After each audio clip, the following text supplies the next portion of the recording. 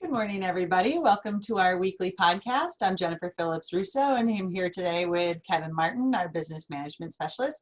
We want to talk to you a little bit about cover crops because we had a really interesting coffee pot meeting where there was a lot of discussion from the attendees about cover cropping and benefits, why, what to use. So we just wanted to give you a little bit of information here. So, Kevin, did you want to add anything before I get started? That's it. I agree. I mean, the season is here. I think people are already starting to plant. I don't necessarily think it's too late, so we're gonna roll out some more information and curriculum as we go. But we are getting there in terms of timeliness. Got about another 10 days at most.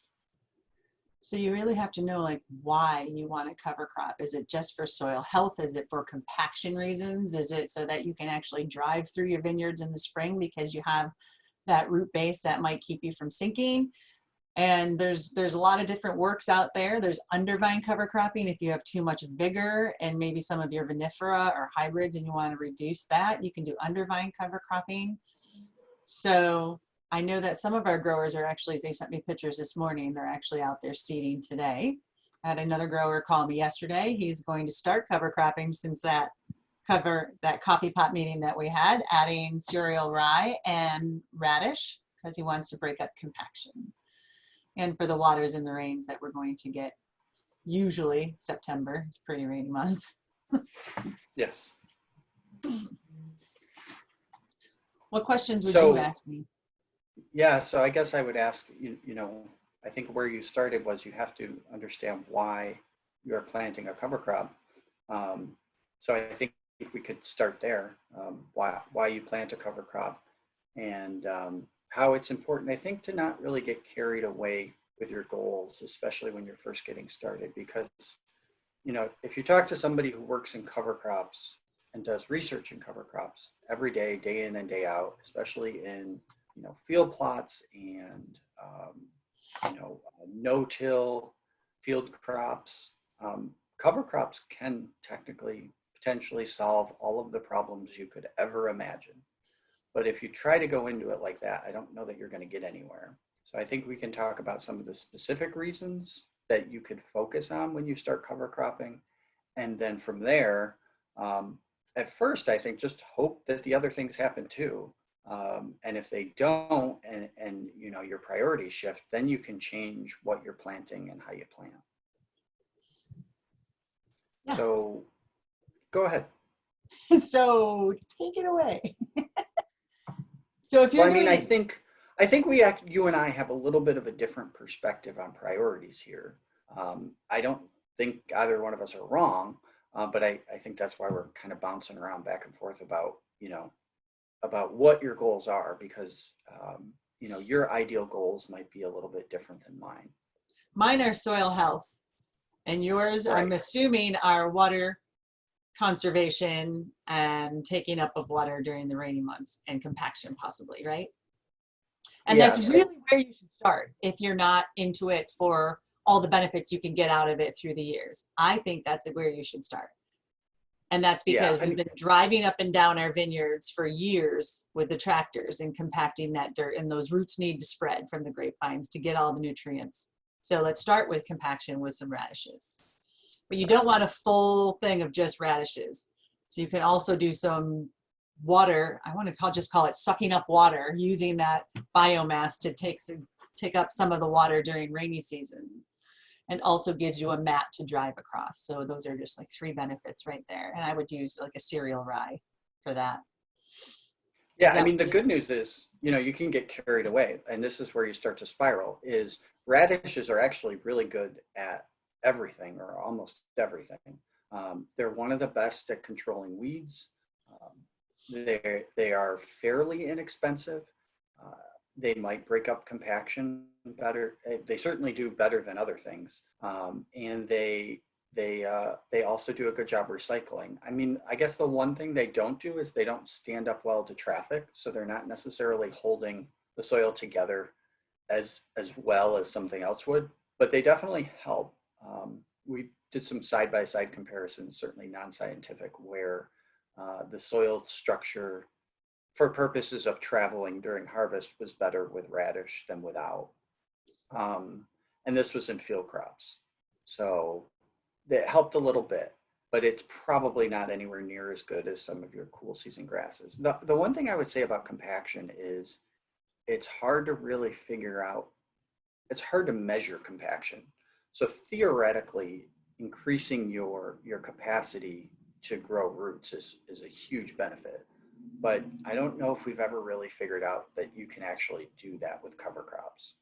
And you get into field crop research and they say, yeah, the biggest thing you can do is a little bit of cover crops, but until you switch to no-till, you're never going to get there. And it's like, well, we've been no-till for 20 or 30 years, and apparently some of us are still having issues with compaction.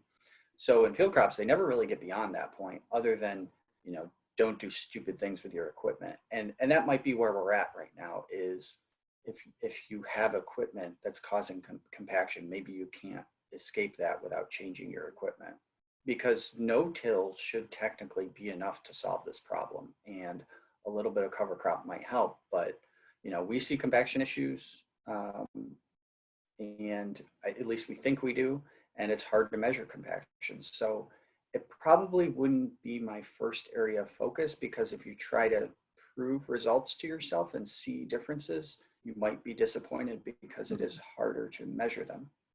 Understood, yeah. The easiest thing we found to measure is weed control.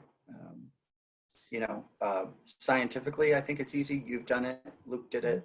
You just count some weeds, and the counts are different enough so that you don't have these like giant error bars. You don't, and they're different enough so a grower doesn't have to do anything scientific. They can just go out and look and say, hey, look, there aren't any weeds here because I planted cover crop.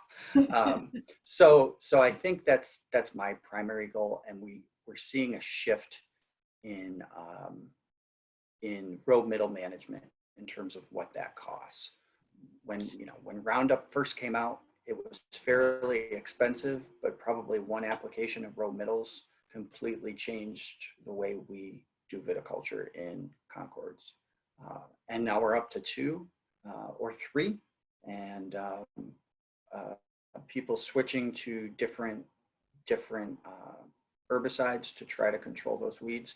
Nothing really lasts as long as Roundup because of the way Roundup translocates, or at least nothing that you're going to be able to afford in terms of row middle management. So, you could put Allion down in your row middles, but then you'd have a mess at harvest, and that's not necessarily, and you'd be broke because of all the money you spent on Allion. But the point is, the timeliness has become much more important as things don't last as long, and as we deal with weeds that don't respond well to Roundup and just kind of grow through it. So cover crops can really help with your timeliness and potentially reduce, if you're not reducing an application of Roundup, you are making it far more effective and reducing the rate that you have to apply, because you're killing things like ryegrass, not mare's tail, which probably isn't going to die anyway. But that's really the goal. With at least one of those applications, the timeliness gets better and the rates get lower on average. Yeah, and I like that you did say we did support it with some science. Luke has looked at it, I've looked at it. Just this summer, I went out with a grower to look at their cover crop experiments that they've had for the last 10 years, where they have strips in their vineyard that have absolutely no cover crop, and it has been that way for the last 10 years, right next to strips that do. And we counted the amount of mare's tail that was there, and it is quite obvious that if you do have a cover crop, it doesn't allow the mare's tail to grow. Might be 1 or 2 will peek up through there, but it's definitely the competition. You have a mat Right. there that can't take hold and grow. So. Yeah, and the way to accomplish that traditionally is ryegrass, and ryegrass as a base does not necessarily work as well if you don't mix things with it.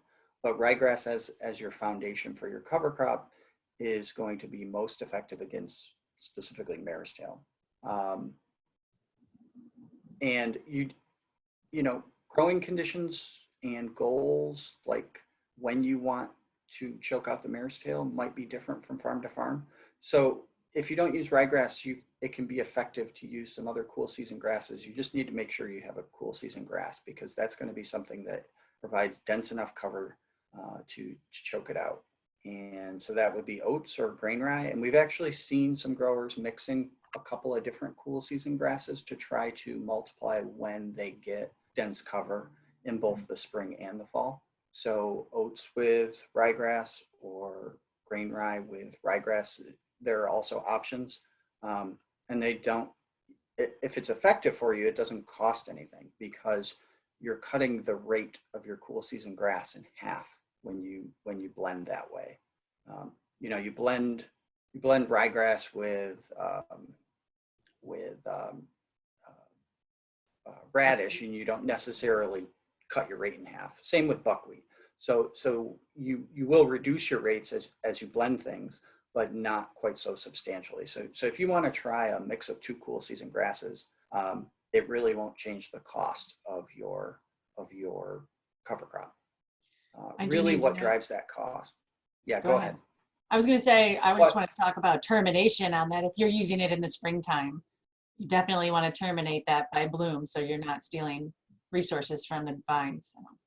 Yeah, I think what happens is, and we've talked a lot about this, how oats can be a good option. They tend to do a little bit better where soil drainage is good but not great than some of the other cool season grasses, which often aligns with frost pockets, so they don't overwinter, so you don't have a lot of tall growth in the spring.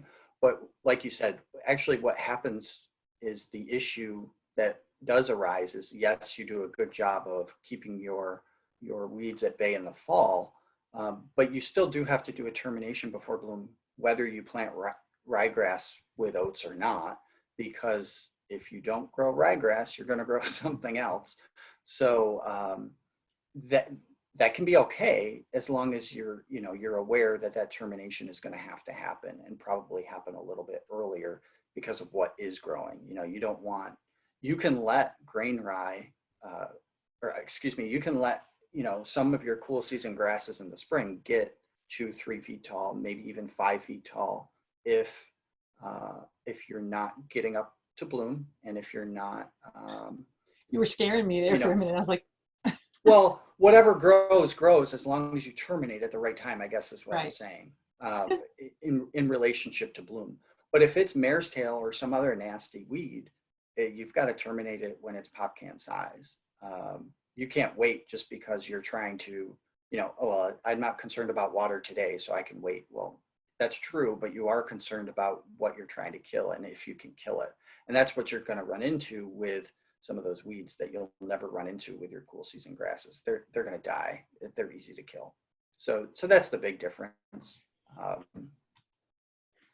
So in terms of cost, when we talk about just weed control, I think it's plenty to plant 1 or 2 cool season grasses. And again, that doesn't affect the cost. And couple that with your radish and potentially buckwheat. And that's all you really have to do to get started. If you read a crop update I wrote a couple of weeks ago, we were really concerned about the soil moisture. And at that point, it was looking like you really needed to plant buckwheat. You needed something that could be drought tolerant, like mare's tail, because some of your other options were just not going to germinate. When you don't have any soil moisture like that, they're going to be slow to germinate, and your weeds are going to get started after you do a Roundup application. And then you're not going to have a good stand of cover crop. So add buckwheat to the mix. I don't think we're there anymore in most sites. We have a lot of rainfall. You want to scrap that buckwheat and spend it on,